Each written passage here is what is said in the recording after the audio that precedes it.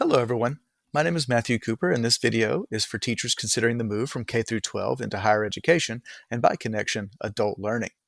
Transitioning into this new space can feel both exciting and overwhelming, but understanding how adults learn and how andragogy differs from pedagogy can make the transition much smoother. Let's start by comparing the two approaches. In K through 12 settings, pedagogy is the dominant model. Pedagogy assumes learners are dependent on the teacher, with the teacher being responsible for structuring content, setting the pace, and ensuring knowledge is transmitted in manageable steps. Students are typically motivated by external factors like grades, teacher approval, and progression to the next level or grade. On the other hand, andragogy positions the learner at the center. Adult learners are usually self-directed, bringing years of life and work experiences into the classroom. They're motivated primarily by internal goals such as career advancement, personal growth, and solving real world problems, which was found by Circoni in 2008. And they value learning that is immediately applicable and are less tolerant of busy work or content that feels disconnected from their goals. And that was found by Ross Gordon in 2011. So, while pedagogy asks the question, how can I teach this subject to my students?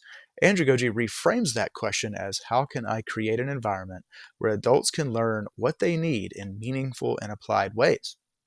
This shift doesn't mean abandoning structure altogether, it just means adapting it to respect learners' autonomy and lived experiences. Now, let's talk about some best practices. First, creating relevance is key. Adults want to know why something matters before they invest their time and effort into it. A math problem framed as abstract practice may feel disconnected, but if it's presented as a budgeting scenario tied to workplace decision making, learners immediately see its value. Making these connections explicit helps to sustain student motivation. Secondly, fostering collaboration and peer learning enriches the classroom experiences for adults.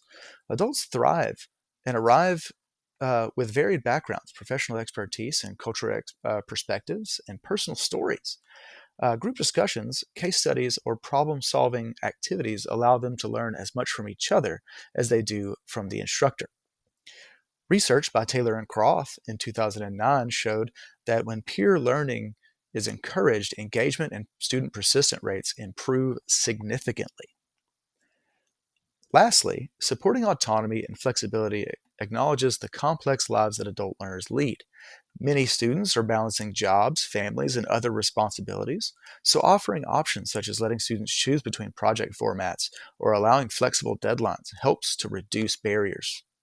This doesn't lower expectations, instead, it empowers learners to demonstrate mastery in many ways that align with their strengths and their circumstances.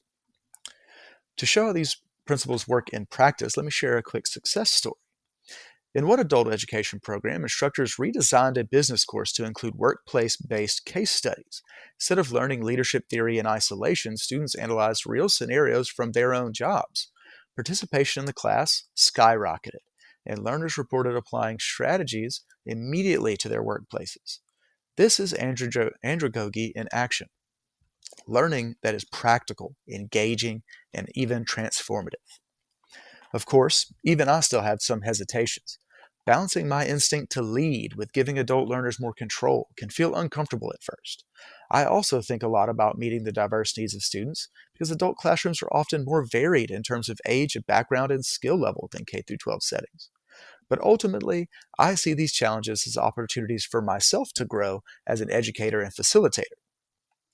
I just want to say thank you to everyone for watching my video. And whether you're considering a move into higher education or just curious about how adults learn, remember, teaching adults is less about control and more about creating space for learners to thrive. Thank you.